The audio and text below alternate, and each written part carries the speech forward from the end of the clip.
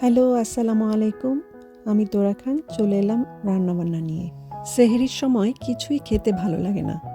তো আজকে আমি যেই ডিশটা রান্না করছি সেটা যে কোনো বড় মাছ দিয়েই রান্না করা যায়। তো আমি এখানে মাছের ফিলেটগুলোকে মশলা দিয়ে আর লবণ দিয়ে মেখে ভেজে নিচ্ছি। ইচ্ছা করলে না ভেজে সিদ্ধ করে নিলেও হতো ফিলেটগুলো, কিন্তু ভাজাটা আমার কাছে বেশি ভালো লাগে, তাই আমি ভেজে নিলাম।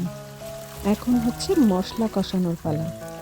মশলাটা খুবই ভালো করে কষাতে হবে, তাহলে তরকারিটা অনেক মজা লাগবে। আজকের তরকারিটা রান্না করছি জারা লেবু দিয়ে। এই লেবুটা আমার খুবই পছন্দ, ঘ্রাণটা খুবই সুন্দর। এই তো মশলাটাকে আমি অনেকক্ষণ সময় নিয়ে কষিয়ে নিয়েছি। এখন দিয়ে দিব মাছের ফিলেটগুলো। তো ফিলেটগুলো দিয়ে এটাকে একটু ঝুরঝুরা করে দিতে হবে, যাতে সুন্দর করে মশলাগুলো মাছের ভেতরে ঢুকে। আর সাথে দিয়ে দিচ্ছি আমি ধনিয়া পাতা, কাঁচামরিচ আর সামান্য একটু পানি দিয়ে ঢেকে দিব।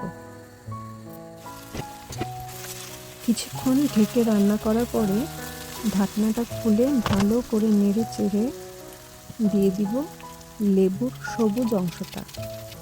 সাবধানে দিতে হবে লেবুটা, যাতে সাদা অংশটা তরকারিতে না যায়। সাদা অংশটা গেলে তরকারিটা তিতা হয়ে যায়। এখন লেবুর ছিলকাটা দেওয়ার পরে সুন্দর করে নেড়ে নিতে হবে। আর এটা আর বেশিক্ষণ রান্না করা যাবে না, বেশিক্ষণ রান্না করলে তরকারিটা তিতা হয়ে যাবে।